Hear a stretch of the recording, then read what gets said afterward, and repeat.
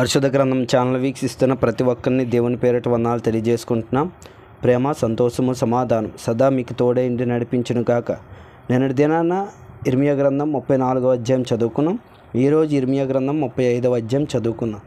Asia కుమారుడును యోధా రాజునైన యెహోయాకీము దినములలో యెహోవా యొద్ద నుండి ఇర్మియాకు వాక్కు ప్రత్యక్షమై, నీవు రేకాబీయుల యొద్దకు పోయి వారితో మాట్లాడి యెహోవా మందిరంలోని గదుల్లోని ఒకదానిలోనికి వారిని తోడుకొని వచ్చి త్రాగుటకు వారికి ద్రాక్షరసమిమ్ము సెలవీయగా, నేను ఇర్మియా కుమారుడను యజన్య మనుమడునైన హబజ్జిన్యాను అతని సహోదరులను అతని కుమారులనందరినీ అనగా రెకాబీయుల కుటుంబీకులనందరినీ తోడుకొని వచ్చితిని.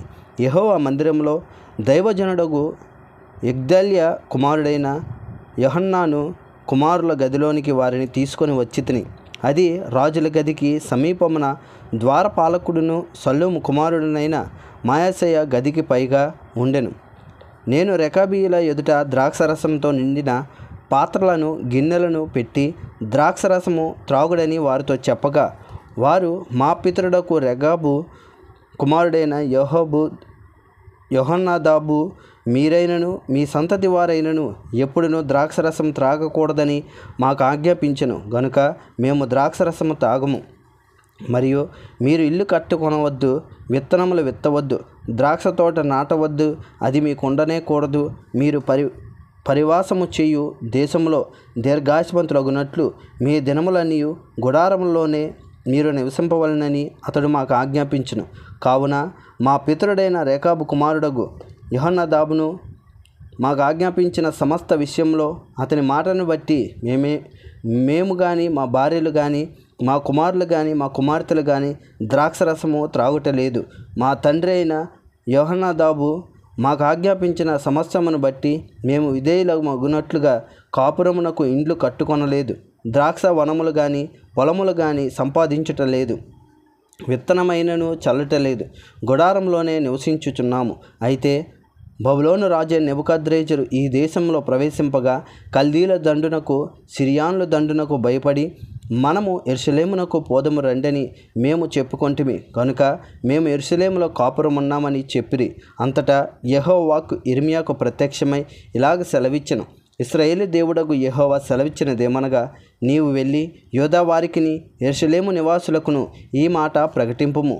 యెహోవా వాక్కు ఇదే, మీరు శిక్షకు లోబడి నా మాటలు ఆలకింపరా? ఇదే యెహోవా వాక్కు. ద్రాక్షరసము త్రాగవద్దని రేకాబు కుమారుడైన యెహోనాదాబును తన కుమారులకు ఆజ్ఞాపించిన మాటలు స్థిరముగా ఉన్నవి. నేటి వరకు తమ పితరుని ఆజ్ఞకు విధేయులై వారు ద్రాక్షరసము త్రాగకున్నారు. అయితే నేను పెందలకాడ లేచి మీతో బహుశ్రద్ధగా మాట్లాడినను మీరు నా మాట వినకున్నారు. మరియు పెందలకాడ లేచి ప్రవక్తలైన నా సేవకులందరినీ మీ యొద్దకు పంపుచు ప్రతి వాడును తన దుర్మార్గతను విడిచి మీ క్రియలను చక్కపరుచుకొనిన ఎడల అన్య దేవతలను అనుసరింపక వాటిని పూజింపకయు ఉండిన ఎడల నేను మీకును మీ పితరులకు ఇచ్చిన దేశంలో మీరు నివసింతురని నేను ప్రకటించితిని గాని మీరు చెవియొగ్గక నా మాట వినకపోతిరి. రేకాబు కుమారుడైన యెహోనాదాబును కుమారులు తమ తండ్రి తమకిచ్చిన ఆజ్ఞను నెరవేర్చిరి గాని ఈ ప్రజలు నా మాట వెనకయున్నారు. కాబట్టి ఇశ్రాయేలు దేవుడును సైన్యములకు అధిపతియునగు యెహోవా ఈ మాట సెలవిచ్చుచున్నాడు. నేను వారితో మాట్లాడితిని గాని వారు వినకపోయిరి, నేను వారిని పిలిచితిని గాని వారు ప్రత్యుత్తరం ఇయ్యకపోయిరి. గనుక యోధా వారి మీదకిని యెరూషలేము నివాసులందరి మీదకిని రప్పించదనని నేను చెప్పిన కీడంతయు వారి మీదకి రప్పించుచున్నాను.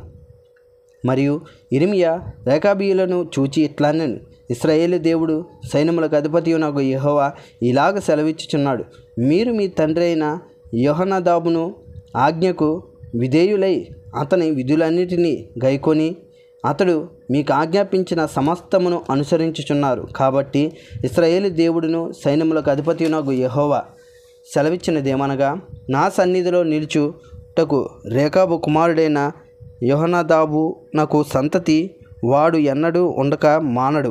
ఇంతటితో ఇర్మియా గ్రంథం 35వ అధ్యాయం పూర్తయింది. రేపటి దినాన ఇర్మియా గ్రంథం 36వ అధ్యాయం చదువుకుందాం. ప్రేమ, సంతోషము, సమాధానం సదా మీకు తోడైండి నడిపించును గాక. ఆమెన్.